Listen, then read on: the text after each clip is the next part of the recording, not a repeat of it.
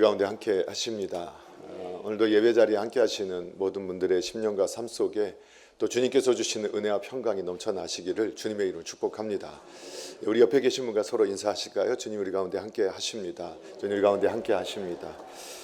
네. 오늘은 이제 창립 주일입니다. 그래서 저녁 예배는 또 찬양제로 또 하나님 앞에 나아가게 됩니다. 저녁에도 또 많이 참여하시고 또 생일 잔치를 우리가 함께 모두가 거하게 하지는 못하지만 그래도 1부부터 4부 또 저녁 그 찬양 준비하기까지 식사들이 할 수 있게끔 오늘은 준비를 하고 있습니다. 그래서 뭐 억지로 드시지는 마시고 드시고 싶으신 분들은 예배 후에 또 내려가셔서 함께 기뻐하시고 또 함께 축하하시면서 오늘 하나님께서 베푸신 은혜를 기억하시면서 또 식사에 잘 참여하시면 좋겠습니다. 그리고 내일부터 시작해서 창립 항상 기념주일을 앞두고 또 진행하면서 저희들이 특별 새벽기도의 부흥회를 또 진행하게 되는데 내일부터 시작입니다.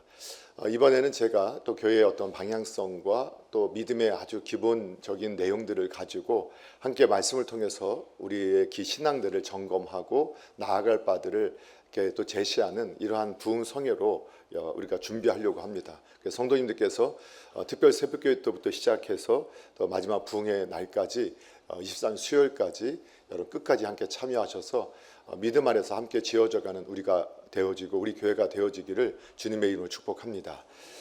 오늘은 저희가 그 요한 3서의 1절부터 8절의 말씀을 함께 보셨는데 우리 그 말씀을 중심해서 내 영혼이 잘된 가치라는 제목으로 말씀을 통해서 함께 은혜를 받는 시간을 갖고자 합니다.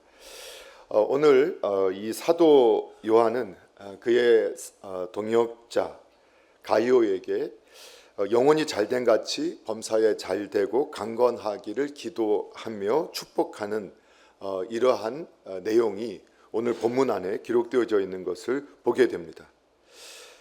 특별히 오늘 이 본문을 우리가 함께 묵상하고 상고하면서 가이오가 이렇게 사랑받고 축복받는 이유가 어디에 있는지를 찾아보고 우리도 이 가이오와 같은 믿음의 길을 또 성도의 길을 가는 은혜가 있기를 소망하면서 말씀을 통해서 함께 은혜를 받고자 합니다.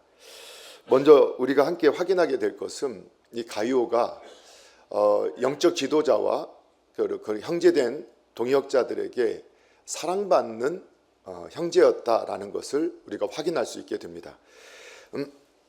우리 함께 읽으셨던 본문의 1절에서 3절까지를 같이 한번 읽어보면 좋을 것 같습니다. 다시 한번 우리 본문의 1절에서 3절까지 우리 함께 읽도록 하겠습니다. 시작. 장로인 나는 사랑하는 가이오 곧 내가 참으로 사랑하는 자에게 편지하노라. 사랑하는 자여 내 영혼이 잘된 같이 내가 범사에 잘되고 강건하기를 내가 간구하노라.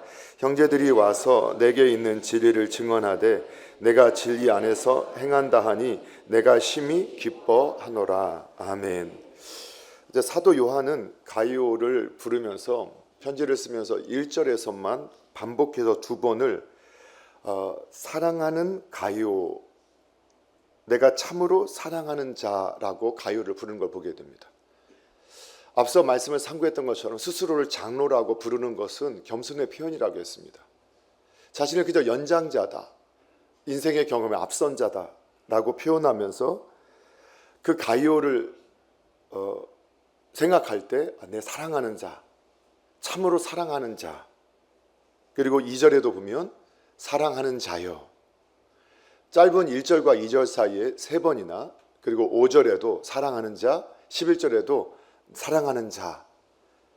그러니까 가이오라는 한 인물이 누구인지를 우리가 잘 알지 못한다 할지라도 사도 요한에게 있어서 그를 생각하면 미소가 떠오르고 마음에 기쁨이 있고 사랑스러운 마음이 그냥 찾아올 수밖에 없는 그런 사람이었다라는 것을 알 수 있게 됩니다. 뿐만 아니라 3절에 보게 되면 형제들이 와서 나에게 이렇게 말한다 하는 이 내용을 보면 형제들마저도 이 가이오를 얼마나 기뻐하고 사랑하고 존중했는가를 우리가 발견할 수 있게 되죠. 그래서 영적 지도자에게뿐만 아니라 동역자들에게 또는 교회된 성도들에게 사랑받는 자였고 존중받는 자였다라는 것을 우리가 알게 됩니다. 사람들은 자신이 사랑을 받는 이유 또는 사랑받지 못하거나 미움받는 이유를 종종 모를 때가 있는 것들을 저희가 보게 됩니다. 항상 보여지는 것이 전부는 아니다. 이 함정을 우리가 조심해야 됩니다. 때로는 바른 길을 감에도 불구하고 시기 가운데 미움을 받는 사람들이 있고 또 그럴 때가 있음을 보게 됩니다. 그래서 그 비난을 뚫고 자기의 신념을 지킴으로 마지막에 또 잘 되어지는 그런 모습을 보기도 합니다. 그러나 보이는 것으로는 모든 것을 평가할 수 없지만 우리가 자신을 돌아보는 것에는 자신이 사랑받고 있을 때 또는 사랑받지 못할 때 자신을 돌아보는 것은 참 지혜로운 행동이고 태도라고 할 수 있습니다.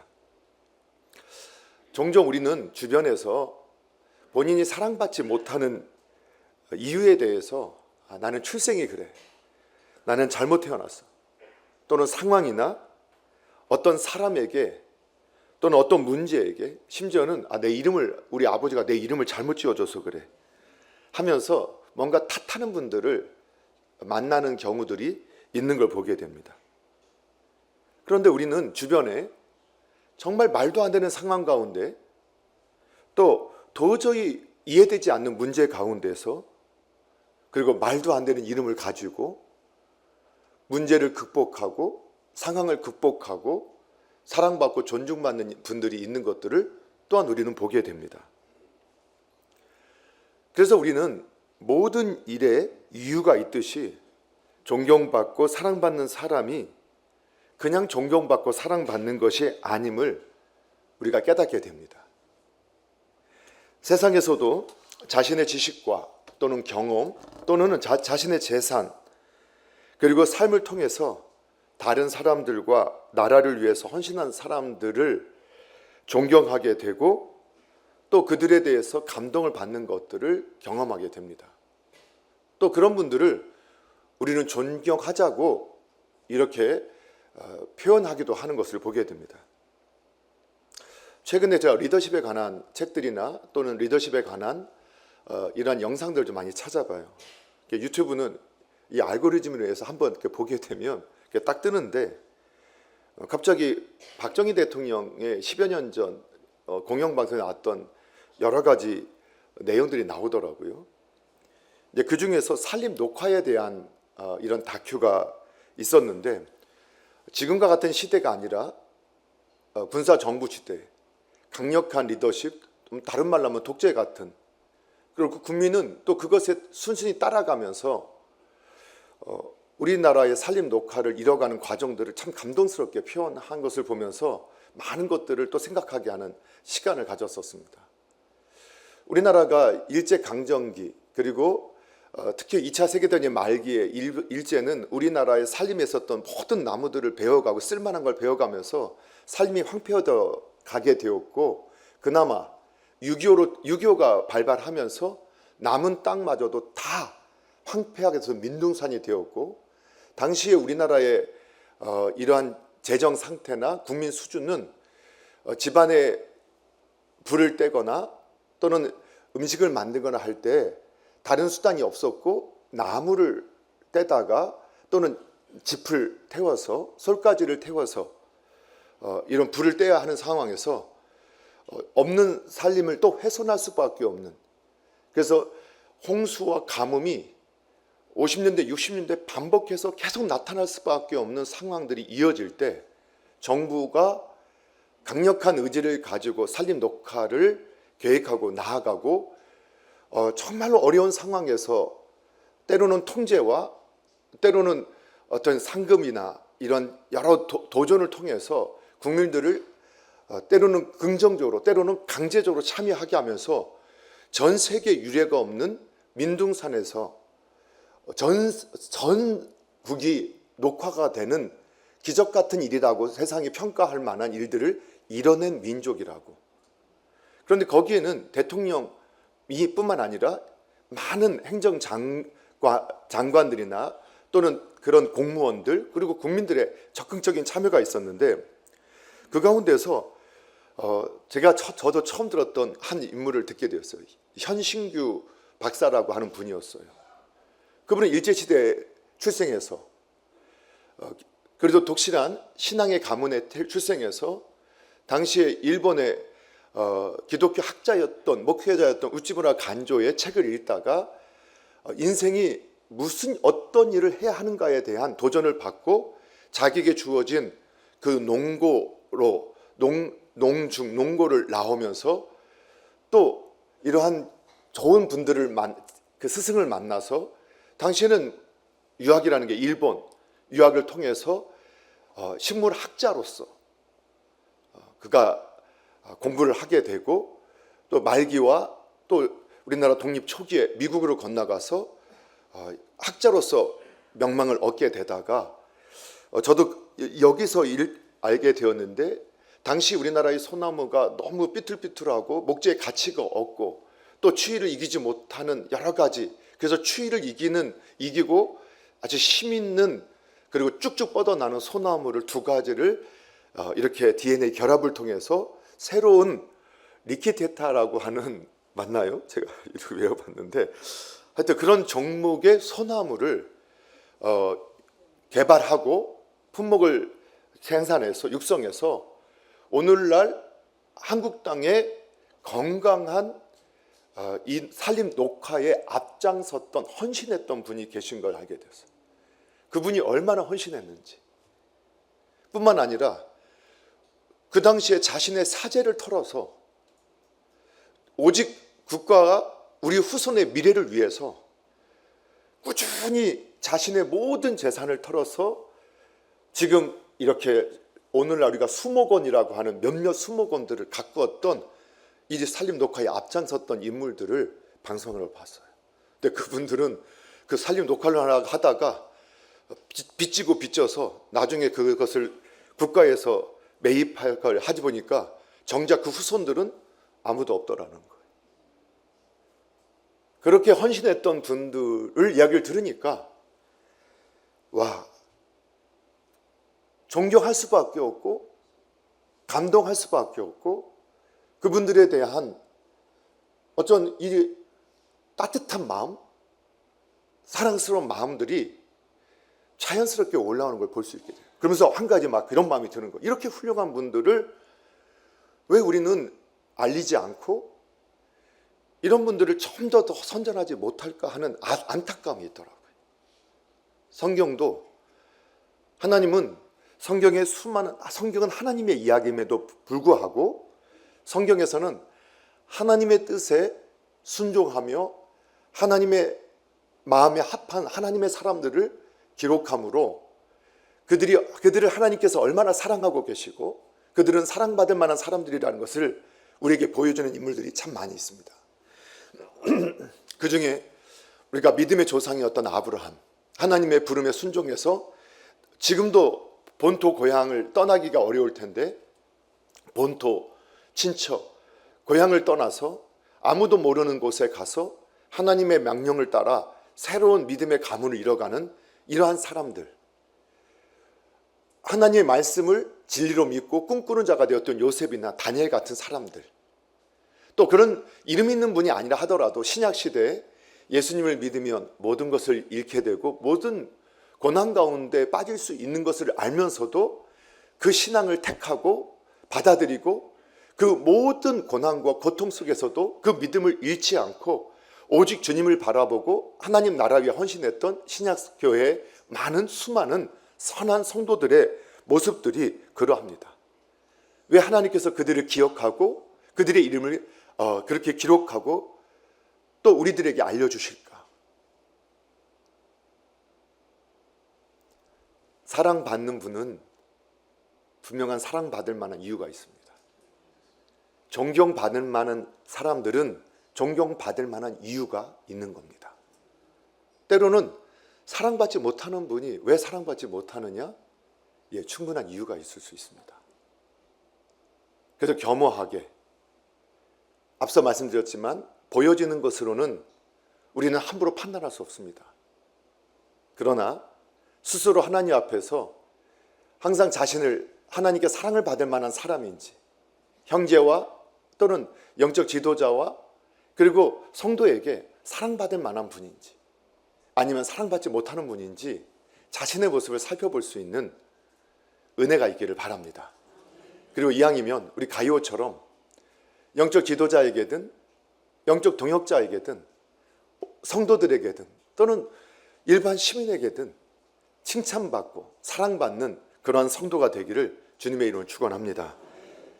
두 번째, 좀 더 구체적으로 가이오가 이렇게 영적 지도자와 그리고 동역자와 교회된 성도들에게 사랑을 받을 수밖에 없었던 이유가 이제 3절에 나옵니다. 우리 3절 말씀을 다시 한번 읽어보도록 하겠습니다. 시작. 형제들이 와서 내게 있는 진리를 증언하되 내가 진리 안에서 행한다 하니 내가 심히 기뻐하노라. 아멘. 여기서 우리는 조금 더 나아가게 되는데, 영적 지도자, 영적 부모, 영적 리더, 영적 목자는 기쁨마저도 성경적이 되어야 한다는 걸 알게 됩니다. 우리는 어느 때 기쁠까요? 자녀들이 어느 때 기쁠까요? 또는 영적 지도자로서 목회자나 또는 교회의 영적 지도자로 세움받으신 분들 어느 때 기쁨이 있습니까? 우리 성도님이 기업이 잘 된다, 우리 성도님이 성공했다, 직장에서 잘 승진하게 되었다, 이런 것들도 기쁜 일이죠. 정말 건강이 회복되고 또 건강하게 사신다, 가정도 평화롭다, 에덴 동산 같다, 이런 것도 충분히 기쁨이 되어진다고 확신합니다. 그러나 오늘 이 사도 요한은 영적 지도자로서, 영적 부모로서, 영적 리더로서, 지도자로서, 목자로서 무엇이 기쁘냐? 나는 내 자녀들이 진리 안에서 행한담을 듣는 것보다 더 기쁜 일이 없다. 마지막 남은 사도가 뭐가 가장 기쁘냐는 거예요. 여러분, 자녀가 좋은 대학에 붙으면 기쁘시죠? 그게 기쁩니까? 예배를 잘 드리는 게 기쁩니까?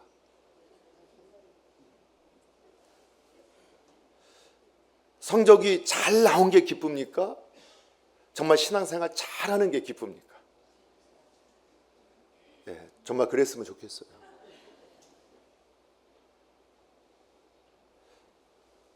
성적이 떨어진 것에 대해서 더 근심하십니까? 자녀가 하나님을 모르고 세상에서 방황하는 걸 보면 더 근심하십니까? 여러분, 우리가 그래서 저희가 정말 신앙적이지 아니라는 걸 알게 돼요. 종종 우리는 우리 자신을 착각하게 되죠. 그런데 우리는 참 신앙적이지 않아요. 정말 기뻐해야 할 것은 기뻐하지 않으면서 기뻐하지 않아도 될 것에 대해서는 참 기뻐하는 모습을 보여요. 가이오가 아주 탁월하게 성공한 사람이기 때문에 기뻐한 것이 아니에요. 가이오가 탁월한 능력의 사람이었기 때문에 기뻐했던 것도 아니다. 뭐 때문이라는 거예요? 진리 가운데 행하는 사람이었기 때문에 기뻐했다는 거예요. 우리들이 스스로 오해하는 것들이 신앙생활 하다 보면 있는 걸 발견하게 돼요. 저 자신을 통해서도 참 많이 깨닫게 돼요. 이번에도 우리 요즘에 부목사님 설교를 듣다면 너무 감동을 받고 또 좋은 설교들을 많이 준비해요. 그래서 제가 좀 혼돈했었는데, 실제로는 세미나에 참석했다가 어떤 목사님이 결심과 결단, 이 내용을 가지고 설명을 하면서, 이제 그분도 이제 그냥 세미나니까 조국 교회, 오늘날 교회의 문제가 뭔가 하니까 결심만 하고 결단하지 않는 거다라고 이렇게 정의를 내렸어요. 언어의 표현을 좀 다르게 한 거죠. 그러니까 우리가 마음만 먹어요. 그러니까 마음만 먹고 결단은 뭐냐? 행동으로는 옮기지 않는다는 거예요. 끊을 건 끊어야 되는 결심했어요. 마음은 먹었어요. 아, 내가 이렇게 해야지. 그런데 결단하지 않아서 행동은 나타나지 않는다. 그런 의미예요. 그래서 뭐가 아니냐? 변화가 없다는 거예요. 그게 동일한 게 은혜를 받는데 성도님들이 문제가 뭐냐면 은혜를 어떻게 받냐? 머리에서 가슴까지만 은혜를 받는 거예요. 그게 뭐냐? 깨닫기도 하는 거예요. 실제로 깨달아요. 그 많은 분들이 교회 안에 보면 다 깨달아서 알아요. 심지어는 감동도 받아요. 감동받아서 막 내가 거기에 감동받았고 깨달았으니까 때로는 그 착각을 해요. 어떤 착각? 내가 그 믿음의 수준인 것으로 착각하는 거예요. 근데 정작 어디까지는 안 가느냐? 삶까지는 안 가는 거예요. 그런데 실제로 삶으로 순종하는 데까지 갈 때 믿음의 변화가 일어나고 그리고 믿음의 역사가 나타나요. 근데 문제는 뭐냐면 많은 분들이 깨닫고 감동받아서 본인이 그런 줄 착각해요. 그래서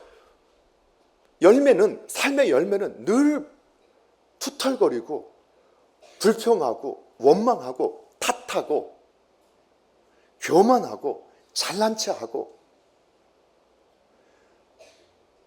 헌신하지 않고 비방하고 그런 열매가 주렁주렁 맺히는데 본인은 그게 믿음이라고 말해요.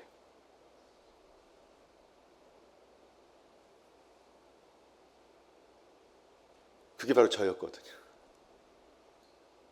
저 정말 열심히 책도 읽고 성경도 읽고 뭐 예배도 안 빠지고 부흥회도 안 빠지고 막 감동받고 막 눈물 철철 흘리고 제가 그런 사람이 된 줄 알았어요. 그런데 말씀에 순종하려고 하니까 그 모습이 제 모습이 아니라는 걸 알게 돼요. 그래서 나중에 깨닫게 된 게 그거예요.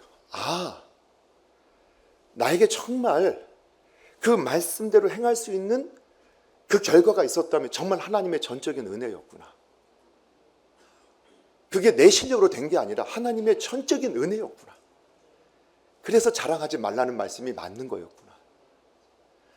그리고 다른 분에 대해서도 우리가 정죄하지 말고 비난하지 마라. 제가 그랬단 말이에요. 깨닫게 되니까, 감동받으니까 처음에는 저한테 하는 것처럼 보였는데 나중에는 계속 남을 판단하고 정죄하고 비난하게 되더라는 거예요. 모든 탓을 하더라는 거예요. 왜? 내가 깨달았어요. 감동받았더니 다 그렇게 안 하는 것처럼 보여요.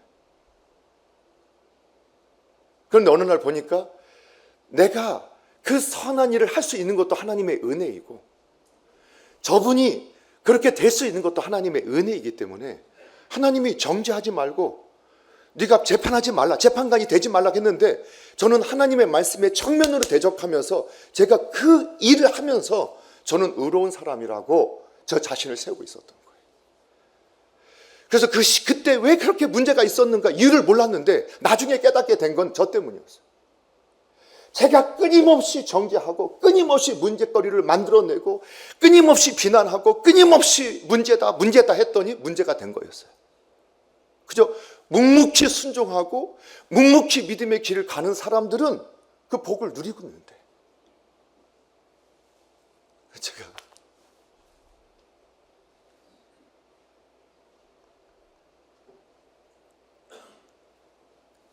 가룟은 어떤 사람이었느냐? 진리를 행하는 사람이었어요.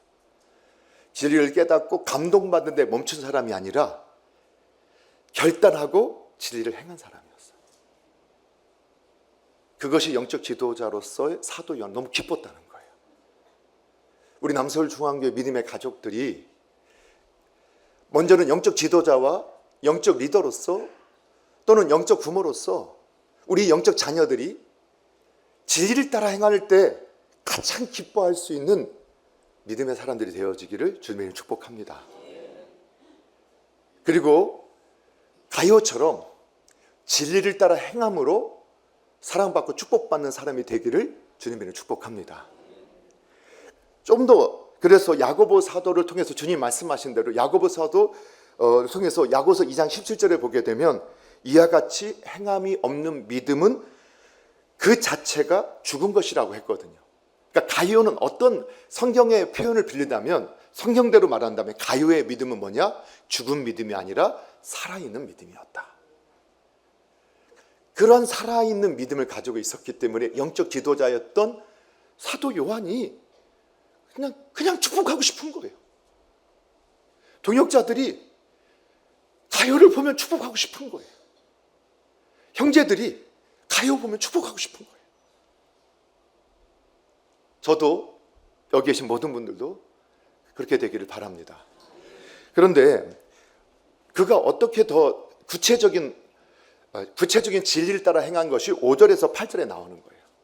5절 8절 말씀이 뭐냐? 지난주에 여러분 순회 전도자에 대해서 설명했던 혹시 기억나시나요? 물론 기억나시면 기적 같은 일일 수 있나요? 예, 이 시대는요, 예수님을 믿는다고 하면 고발하고 모든 걸 잃어버렸던 시대라서 지금처럼 십자가 걸고 교회당 이렇게 하는 시대가 아니라겠잖아요. 그래서 사람들이 안 모이는 무덤 같은데, 은밀한 곳에, 음침한 곳 같은데 오히려 교인들이 모여서 거기서 예배했다니까요. 그러니까 더 오해가 쌓이게 됐어요. 이 사람들은 이상하게 무덤에서 모여, 이상한 데서 모여, 이런 말도 할 수밖에 없었던 시대였어요. 그런데 이분들이 모여서 어떻게 했어요? 함께 이 시대에 그 교회당을 짓지는 못하지만 모이는 그곳이 교회당이 되어서 함께 예배하는 일을 포기한 적이 없는 거예요. 예수님을 믿게 되면 그렇게 변화된 삶이 있었어요. 거기다가 어떤 일이 벌어졌느냐? 사도 바울처럼 복음을 전하고 거기에 교회된 성도가 모아지게 되면 영적 지도자를 세우고 사도 바울이 거기에 머물러 있는 게 아니라 다른 곳에 가서 복음을 전하는 이러한 사역을 순회 전도의 사역이라고 했거든요. 또 당시에 땅끝까지 복음을 전하라는 말씀을 붙잡고 예수님의 재림이 곧 가까울 거라고 생각했던 당시의 사람들은 이런 순회 전도를 통해서 복음을 열심히 전하고 있었어요. 그런데 크리스천들을, 예수 믿는 분들을 고발하면 상을 받고 그 재산 몰수한 걸 받을 수 있는 이러한 제도가 있었기 때문에 어떤 사람들은 기독교인을 관찰하고 그들처럼 순회 전도자처럼 속이고, 아까 거짓 순회 전도자들이 이단들이 틈타기도 하는 이런 일들이 있었다는 거예요. 그러니까 사람들이 피곤하잖아요. 그리고 불편하니까 아예 순회 전도자들을 받아들이지도 않고 아예 무시하고 하는 모습이 그 시대에 조금씩 있었던 것을 보게 돼요. 그런 현상이 나타나는 거예요.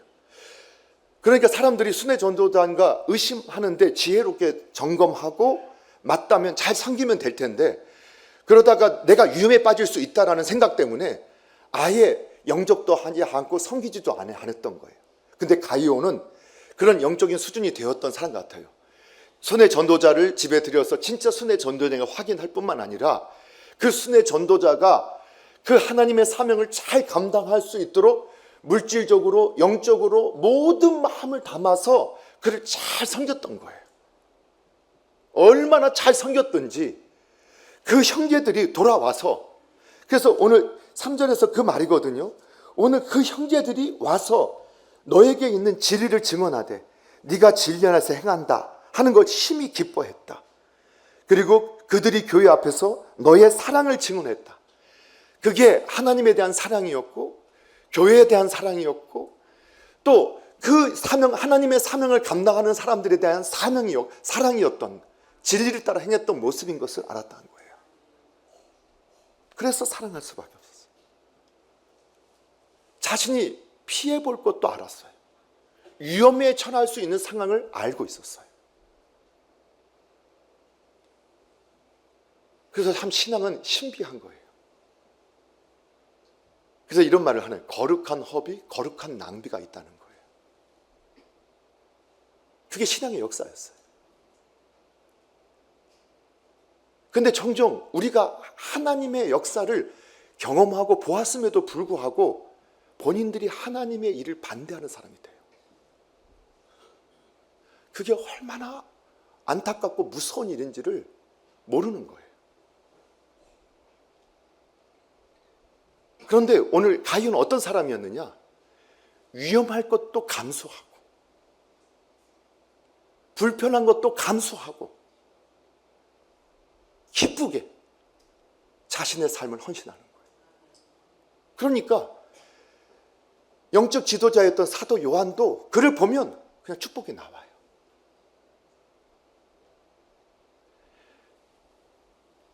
동역자들이 그분을 보면 축복이 나와요. 성도가 보면 축복이 나와요. 저도 그랬으면 좋겠어요. 누군가가 저를 보면 자꾸 축복해주는 목사가 됐으면 좋겠는데, 또 우리 성도는 이렇게 했으면 좋겠어요.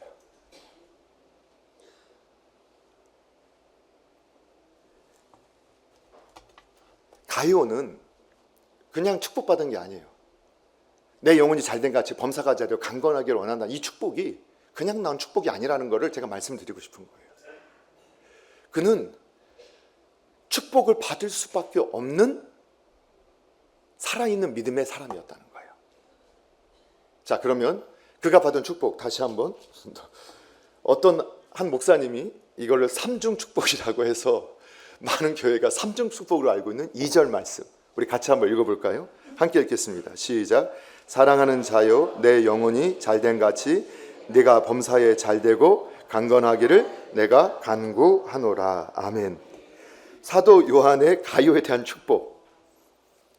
제가 다 아시는 분이니까 제가 하여튼 어떤 목사님이 이걸 가지고 그냥 삼중 축복이라고, 영혼이 잘된 같이 범사가 잘되고 강건해지는 복. 그런데 이게 정말 감정적으로 그게 정말 어떤 분의 그냥 이론이냐, 아니요, 성경적인 근거가 있어요. 그래서 하나님께서 그걸 사용하셨다고 저는 믿어요. 왜 그러느냐? 여러분, 성경은 뭐라고 말하느냐? 하나님과 깊은 관계 속에서 하나님의 뜻에 순종하면 반드시 하나님께서 그 삶을 복되게 인도하신다는 약속이 있어요. 물론 이 세상의 시스템, 악한 시스템 속에서는 진리대로 사는 사람이 이 땅에서 꼭 그 승리를 하거나 의롭게 산 사람이 성공하거나 인정받지 않는 일들이 너무 많아요.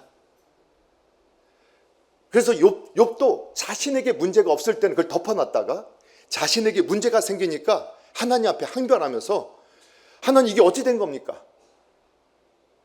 하나님 보십시오. 저렇게 사기치고 더럽게 사는 사람들이 저렇게 잘 되고 이렇게 다 행복하게 살고, 그 사람들은 건강하기도 하고, 그런데 어떻게 하나님 잘 섬기는 사람들이 이런 일을 겪습니까? 하고 하나님 따졌어요. 하박국 선지자도 내가 하나님의 꼭 내가 듣고 싶다. 어떻게 의인은 고통 속에 사는데 하나님의 말씀을 배반하고 거역한 사람들은 저렇게 권세 있고 힘 있게 사는지 주님 저에게 좀 말씀 좀 해주십시오 하고 하나님 앞에 나가서 뭐 따지는 건 아니지만 좀 얘기해 주세요. 이렇게 할 만큼 이 세상에서는 반드시 이 땅에서 복을 누리거나 결과가 나오지 않는 것도 있을 수 있음을 보게 되는 거예요. 그럼에도 하나님께서는 하박국 선지자에게 오직 의인은 믿음으로 말미암아 산다라고, 여전히 하나님만 바라보고 하나님만 의지하고 살라라고 말씀해 주시는 거예요. 그걸 믿으시죠? 그러면 우리가 그러한 것, 그래서 이 땅에서의 결과를, 믿음의 결과로 우리는 모두를 볼 수는 없지만 신앙인으로서는 우리가 이렇게 할 수 있어야 된다는 거예요. 왜? 하나님 뭐라고 말씀하세요? 신명기 28장에 보면 너희가 내 하나님 여호와의 말씀을 청종하면 이러한 복들이 너에게 임할 것인데, 너무 유명한 말씀이에요. 들어가도 복을 받고 나와도 복을 받고, 너의 떡반죽 그릇과 너의 우양과 너의 한 사람이 100을 이길 것이고 100이 1000을 이긴다라는, 만을 이긴다라는 하나님의 약속이 있어요. 그 짐승까지도, 가족까지도, 후손까지도 복을 누리게 하시겠다는 약속이 있는 거예요. 그래서 우리는 이렇게 기도할 수 있어야 되는 거예요. 여러분, 저도 그래서 이렇게 기도하기를 소원하고 늘 기도합니다. 저희가 평생 결심한 게 있어요. 성경을 믿기 때문에 절대 제 입술에서 저주하는 목회는 하지 않겠다. 축복하겠다. 억지라도 축복하는 목회하겠다. 왜? 그가 축복하기를 기뻐하지 않더니 저가 저주하기를 기뻐하더니 저주가 자기에게 임했다. 저 하나님 말씀을 믿어요. 실제로 교회 사회에 보면 어떠한 이유에든 간에 저주하는 분들은 저주 속에 빠지는 것들을 많이 봤어요. 그게 또 성경 역사더라고요. 그래서 제가 결심을 했어요. 근데 축복이 저절로 나오는 분이 있고 애써야 나오는 분이 있겠죠. 그건 누구라고 말을 못 하겠죠. 같은 자녀도 어떨 때는 그냥 바라만 봐도 기쁘고 막 해주고 싶을 때가 있잖아요. 제 몸에 난 자녀도 어떨 때는 같은 자녀가 꼴 보기 싫을 때도 있잖아요. 근데 우리 원목사님도 그런 얘기 하시잖아요. 우리 부모님들이 하도 말을 험하게 해서 6.25 전에 하도 나가 되져라 하도 자식들한테 했더니 다 나가 죽게 됐다. 말의 힘이다. 뭐 이런. 근데 실제로 우리는 말의 힘을 믿으니까. 우리는 꼭 결과를 봐야 알게 되니까. 여러분, 하나님은 순종하는 자녀에게 하늘의 복, 땅의 복, 기름진 복, 그리고 나가도 들어가도, 그리고 또 그 떡반죽 그릇에도 그 우양과 그 땅까지도, 그가 머무는 땅까지도 복 주시길 원하시는 분이에요. 근데 누가 말씀에 순종함으로 영혼이 잘 되는 그에게, 그걸 믿으셔야 됩니다. 그래서 영혼이 잘 되는 그를 바라보면서 사도 요한은 축복할 수밖에 없었어요. 왜? 그에게 물질 주세요. 왜? 그에게 물질 주면 그는 하나님을 위해 쓸 것이고 하나님 나라 위해서 쓸 것이기 때문에. 그에게 건강 주세요. 그에게 건강 주면 마약하러 다니고 이상한 짓 하러 다니는 게 아니라 더 헌신하러 살 거기 때문에. 그래서 그런 축복을 지도자는 할 수 있는 거예요. 여러분, 우리가 그런 교회가 됐으면 좋겠어요. 여러분, 서로 축복하는 교회가 되셨으면 좋겠어요. 영혼이 잘됨처럼 범사가 잘 되고 강건해지는 그 복이 오늘 이 자리에 있는 저와 여러분의 복이 되기를 주님의 이름으로 축복합니다. 기도하겠습니다.